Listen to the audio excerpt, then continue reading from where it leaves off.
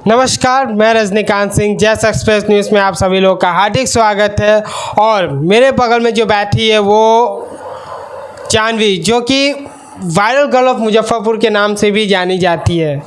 अभी हाल फिलहाल इनका चयन हुआ है कॉमनवेल्थ, जो कि 56 देश के पॉलिटिक्स समूह है। तो बताइए, इतनी कम उम्र में आपको ये प्राप्त कैसे हुआ या कैसे संभव हुआ कि आप इसके सदस्य बने? तो सबसे पहले तो नमस्कार, मेरा नाम जानवी है। मैं 17 साल की हूँ और मैं लैंगिक समानता और महिला सशक्तिकरण पे काम कर रही हूँ। तो अभी हाल ही फिलहाल में मेरा चयन कॉमनवेल्थ के द्वारा उनके सेक्सुअल और रिप्रोडक्टिव हेल्थ में एज अ ग्रुप लीड हुआ है। तो काफ़ी खुशी की बात है मेरे लिए, क्योंकि कॉमनवेल्थ, जैसा कि हम सब लोग जानते हैं, 56 देशों का राजनीतिक समूह है। और कॉमनवेल्थ कंट्रीज़ बेसिकली वो कंट्रीज़ है जिनके ऊपर ब्रिटिश लोगों ने शासन किया है।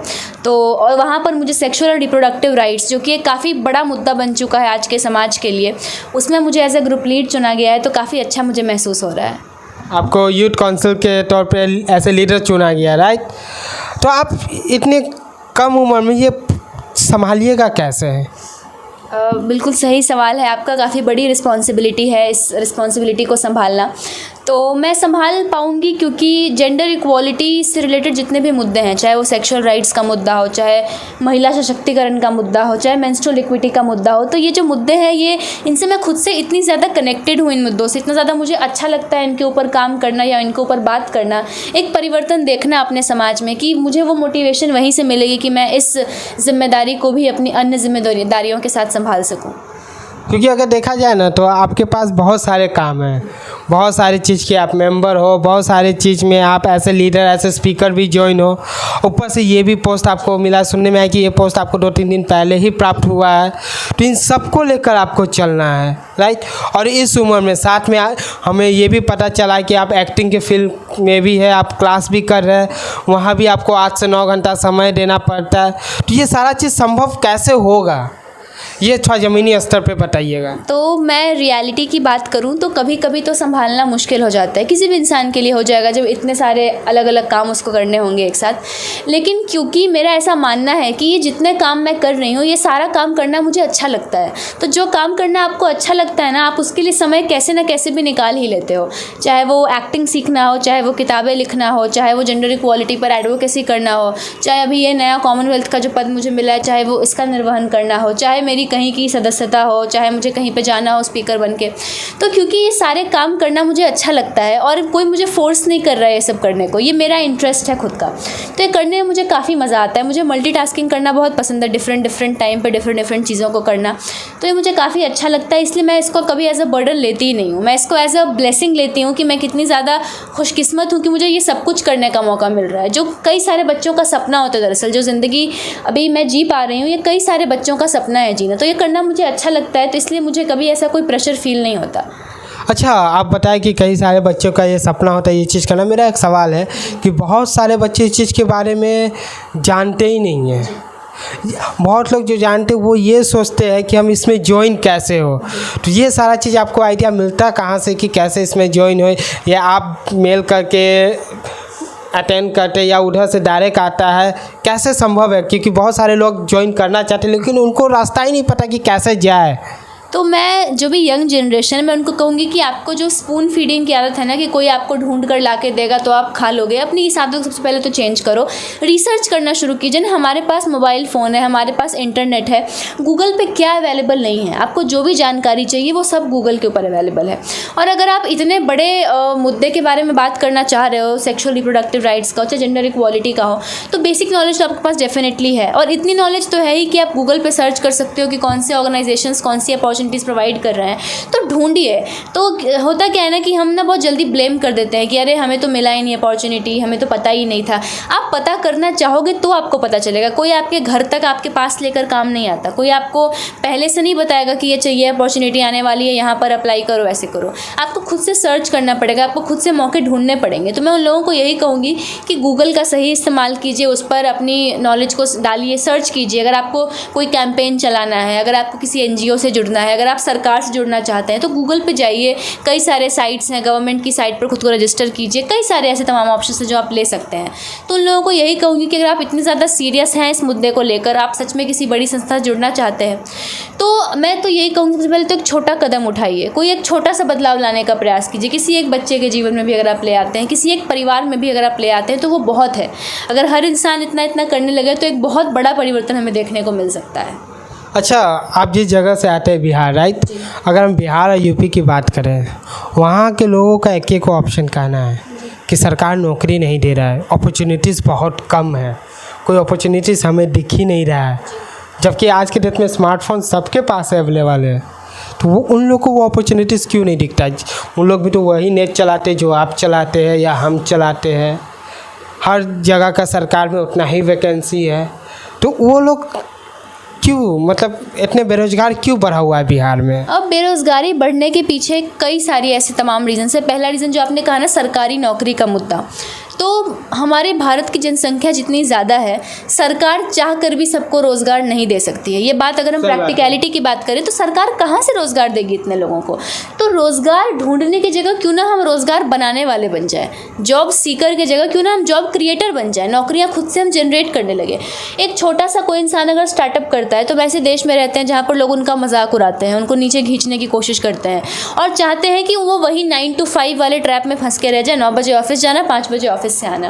तो क्यों ना इस ट्रैप को हम ब्रेक करके कुछ अलग करने की कोशिश करें। जितना टैलेंट है हमारे भारत देश में, उतना शायद ही किसी देश के पास होगा।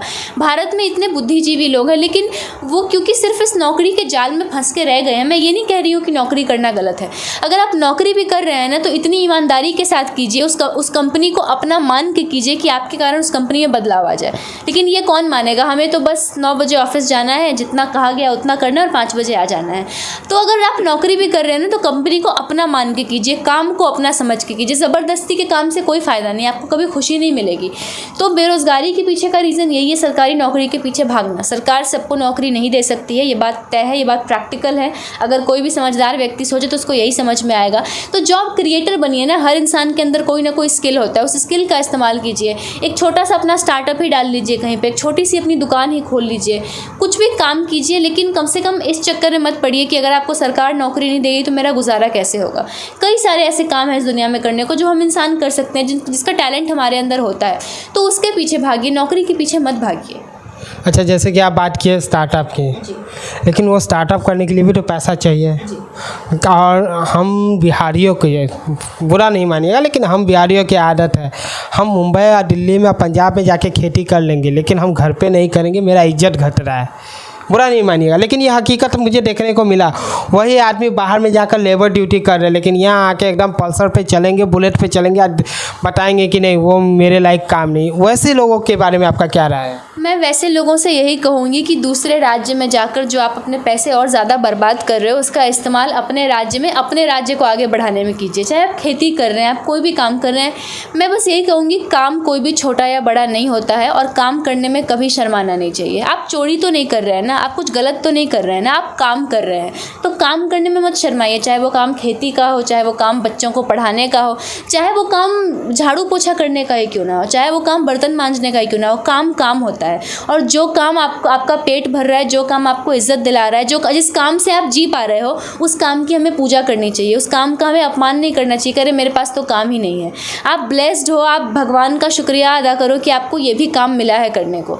तो मैं उन लोगों को यही कहूँगी कि इस मानसिकता को हटाइए, अपने राज्य में रहिए, अपने घर में रहिए। अपने घर की, अपने राज्य की अलग बात होती है, एक अलग वाइब होता है वहाँ का, तो उस वाइब में एडजस्ट करना सीखिए और वहीं पर क्यों ना कुछ काम करने की शुरुआत कीजिए। आज हमारा बिहार इतना पीछे क्यों रह गया? क्योंकि बिहार के लोग पढ़ लिख कर बिहार छोड़कर चले जाते हैं। बिहार के लोग बिहार से पढ़ेंगे, बिहार में रहेंगे, लेकिन काम करेंगे दिल्ली में, बेंगलोर में, मुंबई में, या फिर अमेरिका, लंदन, कहीं भी फॉरेन बड़े मेट्रो सिटीज़ में वो जाएंगे। अगर बिहार के लोग बिहार में ही रहें तो देखिए हमारा बिहार कहाँ पहुँच जाता है।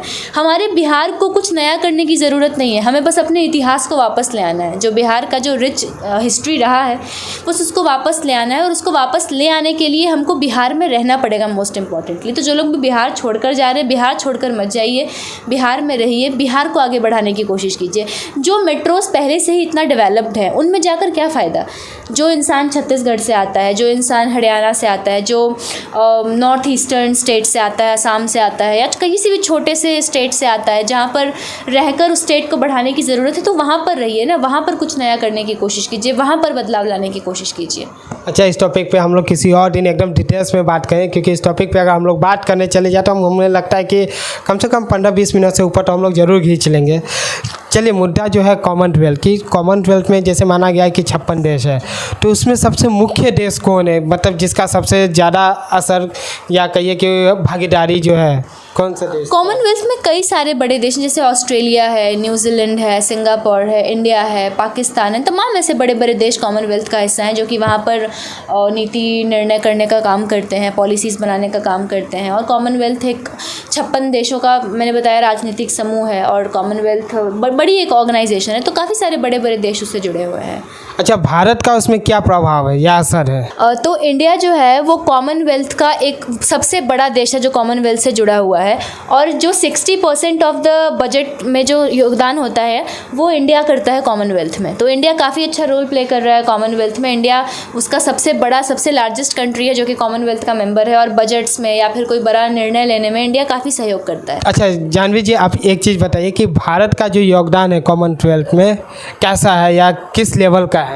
तो दरअसल इंडिया जो है वो कॉमनवेल्थ का लार्जेस्ट मेंबर है, और कॉमनवेल्थ में जो 60% कंट्रीब्यूशन होता है बजट्स में या फिर कोई निर्णय लेने में या फिर कुछ भी सहायता करने में, तो 60% ऑफ द काम इंडिया कर रहा है। तो इंडिया काफ़ी बढ़ चढ़ कर कॉमनवेल्थ में हिस्सा लेता है। इसका हेड ऑफिस कहाँ है? इसका हेड ऑफिस लंदन में है। अगर आपको मौका मिले जाने का तो जाइएगा तो सबसे पहला जो फोकस होगा वो किस चीज़ पे होगा? बिल्कुल जाऊंगी और बिल्कुल जाना चाहूँगी, और मेरा जो फोकस होगा वो मेरे टॉपिक पर होगा, sexual and reproductive health rights पर, कि इस विषय में हम पूरी दुनिया में क्या कर सकते हैं, इन 56 देशों में हम क्या बदलाव ला सकते हैं इस विषय को लेकर, क्योंकि इस विषय को लेकर अवेयरनेस जनरेशन की बहुत ज़्यादा ज़रूरत है। तो आज का इंटरव्यू यहीं पे समाप्त करते हैं। आप कमेंट करके ज़रूर बताएं कि आपको ये कैसा लगा, और अगला न्यूज़ इनका देखने के लिए हमारे चैनल को ज़रूर से ज़रूर सब्सक्राइब करें। धन्यवाद।